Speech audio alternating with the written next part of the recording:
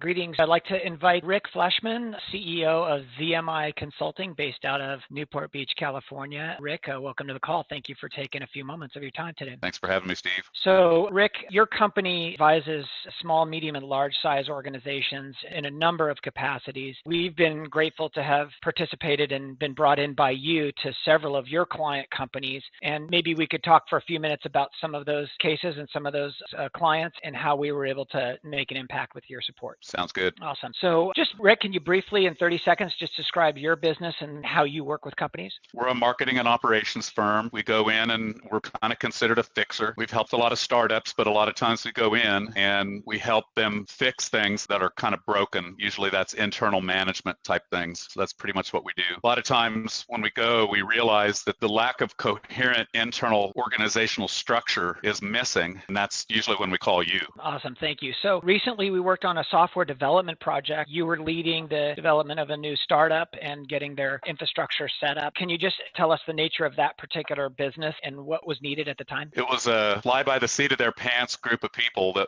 wanted us to set up the organizational structure of their company, and it was a software-based SaaS host type product. So we developed the team, and we had worked with you before on the project management and Asana deployments that we've done with you in the past. We knew right away for this team to be accountable, we were going to have to deploy that. So that's why in that project, we brought you guys in day one. And the reason I say that is because we had people on 4 continents that we needed to hold accountable. And I'll just take this opportunity to say, I think more and more CEOs and companies are realizing that the number one reason for failure is because of the lack of internal coherent organizational structure. And while it might be painful to get that going, get it set up sometimes, once you're there, you're going to have a lot of fun running your company. Because as a CEO, you'll always be updated. As a team, you'll always know what you're being held accountable for. You've already agreed to all your tasks. You've got them right in a project management software with a project manager. It's a zero friction environment that you guys helped us create. Thanks, Rick. So essentially, you were starting up a new product development team from scratch. You needed to get everyone on the same page, rowing the same direction, and needed a project management system, and you needed workflows and automation built in there. So what was the initial focus as far as priorities for getting things up and running in a smooth, consistent way that wasn't there before? So what wasn't there was project management and project management software. And I'll just tell you that everywhere I go, I really emphasize having a project manager that knows what they're doing. Somebody that you have helped us hire in the past, that kind of thing. And that is one of the best investments you can make in your business, because you'll have this person who has the temperament to help you hold people accountable without being authoritarian. And that's a delicate balance and not easy to find somebody that can do that. You guys have paired us up with lots of those kind of people. And then the project management software, as you may remember, in the first time we ever did that, I called you and said, get rid of it, I hate it. And we had a meeting with the project manager, and we were able to analyze what it was that was making me feel not updated, fix those things. Probably a month later, I was addicted to it. And now I will never start a project without the things that you've helped us build. Awesome. So just in terms of the business impacts, when your team is organized, when all the tasks and the project priorities are clear, when you're able to see who's working on what by when, you're able to reduce meetings, like what was the impact on the business from your standpoint and the goals of the organization as a whole? Yeah, let's go from the top down. The CEO, I've worked with some tyrannical CEOs, and so have you. And usually they're tyrannical because they don't feel updated, and the team isn't getting them an update in a fast way. And what you guys helped us deploy was an easy, fast way to get a visionary exactly what they need to see in that moment to feel happy and comfortable the project is on track. If we move it into managers, the last place that I deployed with you, I remember one day a customer support manager said to me, thank goodness for Asana. And the reason he said that is because tasks were slipping through the cracks at this company, and it was causing friction, internal friction, where they were blaming each other and angry. And the minute you get into that energy, you're headed south. And you've taught us in all those deployments that it's really important to have as small amount of friction as possible in the team, else that's going to spread out. In that case, they had a field force. And so the middle managers were happy with this deployment and with the deployment of the project management methodologies that you guys taught us, so that they could show me, or I could just jump in and see what they were working on any minute. The other thing I loved, Steve, was when we had our weekly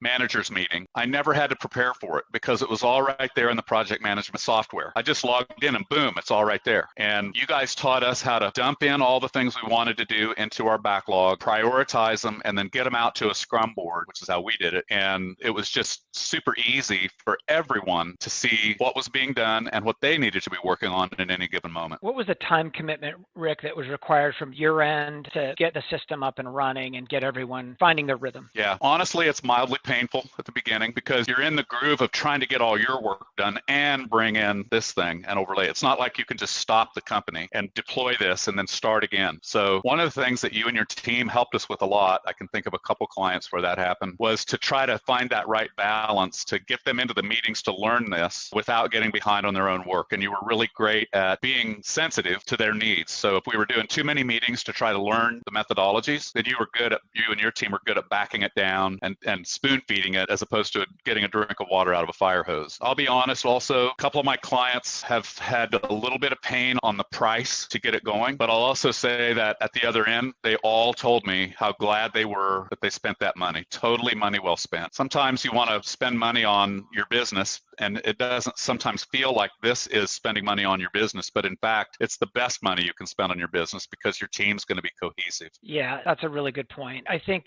also there's really two touch points here. One is, of course, the executive side and helping define the priorities, get them into the system, and then align the team around those priorities, and then getting those priorities drilled down into actual tasks that become actionable with a specific timeline on them. And oftentimes it's hard to align priorities with projects and tasks. So there's a continuity there that just flows. And that's so important. Otherwise, people tend to get confused about what they should be working on at any given time. Would you agree with that? Yeah, absolutely. Yeah, for sure. So it sounds like you put in all this effort at the beginning, and then it takes a little bit of time to get traction. Like really at the end of the day, we're changing habits, hearts and minds and routines. What do you expect in the next 3, 6, 12 months that as these new systems and processes take hold and your team gets more comfortable, it becomes second nature? How do you think that'll impact the business in the next 6, 12 months? I think that entirely depends on the quality of the project manager and the ability for them to communicate with the team and not let the team feel like it's an authority type of thing, like I mentioned earlier. I think it's time intensive at the beginning. And I've even had, as you know, you were there, one client where a couple people just couldn't buy into this idea. And even a couple of them quit before we got started. And I really feel like it was because they realized that they were suddenly going to be having a light shined on their task work and they were going to have to become accountable. So really they did the company a favor by moving on, and that's fine. Good luck to them. And then the learning curve at the beginning, it's clunky. So that's why I say that you and your team plus the quality of the project manager are going to be what gets the company past that pain at the beginning. It's like you're looking at a garage that's absolutely packed to the front wall and you're going to clean it out and you don't have any idea where to start. And you feel like if you take one baseball glove out of the garage, the whole thing's going to come crashing down. And it can be just a little bit painful at the beginning, but in the 4 or 5 cases where we've had you help us deploy this, in no case was it a failure in any way, quite the opposite. Everybody was very glad they did it. And then so in each case, it took a little bit different time and there were a little fewer different dynamics because of the personalities. But in a month or two, to me, the pain is gone because you realize there's something good here, right? And you're okay. All right, I'll endure the pain. It's like running a marathon. You know you're on mile 10 and there's another,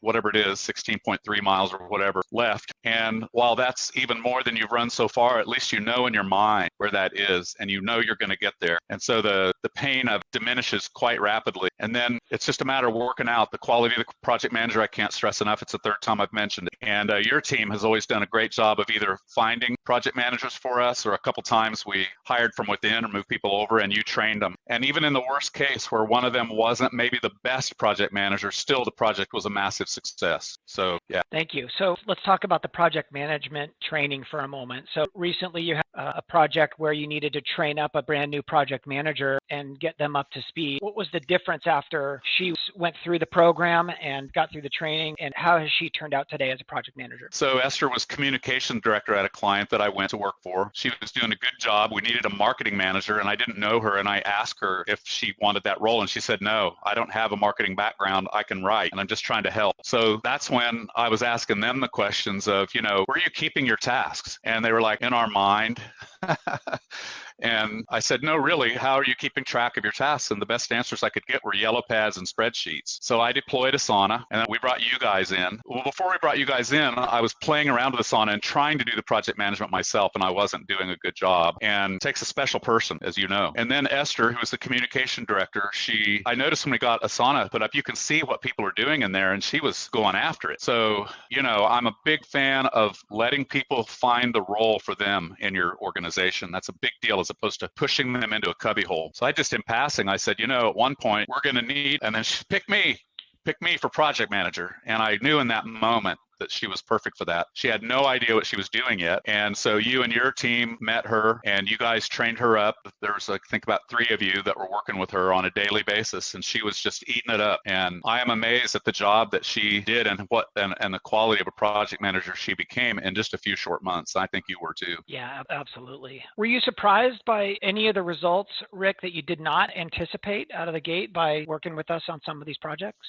I mentioned earlier a couple people not embracing the concept. That surprises me because who doesn't want to be better? So I was also surprised, as you know me, I'm a stickler for on-time performance, accountability, and your team supported me in that. And I tell my team, if you're on time, you're late. If you're early, you're on time. And our definition of accountability is doing the thing you say you're going to do or negotiating, and never let it go without negotiating, and it just passes, right? And Asana is fantastic at that, because when a due date turns red, you're on shaky ground right now, and you know it. You've got a great philosophy you've actually taught me, that is in terms of negotiating timelines and how you manage that with the teams that you work with. One of the things that stuck with me was that you can renegotiate timelines, you just can't not renegotiate. Can you share a little bit about that approach and how this, when you see the actual work in Asana or any of these project management tools, when you see the timelines right there, how that speaks to your approach in that regard? Yeah, 12 years ago is when I realized I sucked as a manager. I had a VP of sales and marketing at a company where I had over 200 open tasks and projects on the books, a tyrant CEO, and we weren't getting it done. And my only recourse, because I was entrepreneurial at the time, I still am, but was to hire more people and work longer hours. And that just doesn't work. It's a vicious cycle. And I went to a management seminar and learned that definition of accountability and the whole thing about negotiating, which is it's okay to negotiate. It's okay to renegotiate. It is not okay to not renegotiate. And we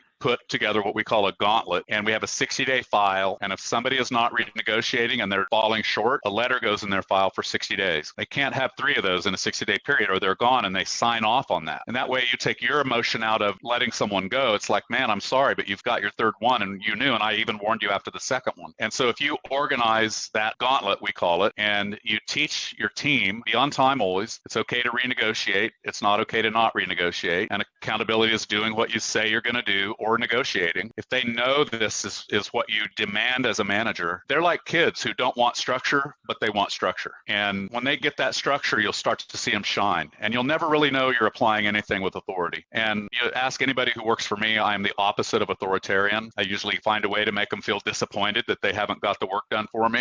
They don't want me to be disappointed in them. And I don't like holding people accountable by saying it. I like it to be right out there in the philosophies that we're working on together as a team. Yeah, it helps just having basic visibility over who's working on what and what committed timelines. One of the things that we try to teach here is that we don't arbitrarily assign tasks with a deadline. We make sure that we run it by that person to make sure that they actually have the capacity and bandwidth to complete that task, make sure there's a clear definition of done, and that the timeline is reasonable and they're not going to have to stay at, until 1 o'clock in the morning on a Friday or Saturday evening to get it done. They have the option to do that, of course, but we want to make sure that we set realistic timelines so we set up the project teams for success. And we're not looking for perfection. If people can meet 80% of their deadlines, then that's pretty good. We're not trying to achieve 100% because it's just impossible to predict the future, right? Stuff comes up. Absolutely. I would say any CEO watching this interview, don't try to work your people more than 50 hours a week. If they're working more than 50, it's becoming unproductive. You can see that right in the Scrum book, which is one of the best books I ever read. There are scientific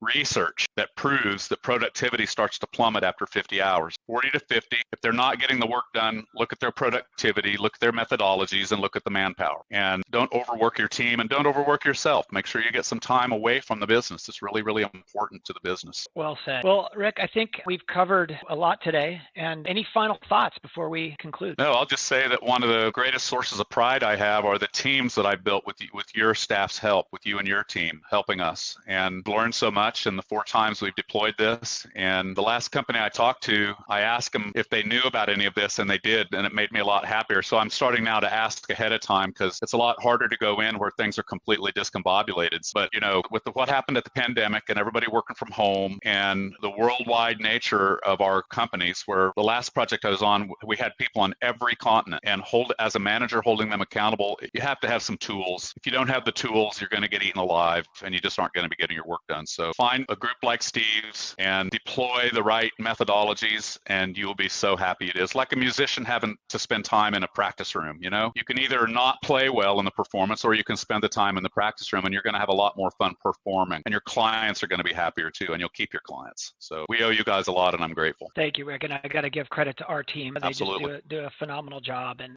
I owe it to them. So Rick, thanks a million. Really appreciate your time today. And until we talk next time, thanks again. Thank you. Thanks for having me. Alrighty.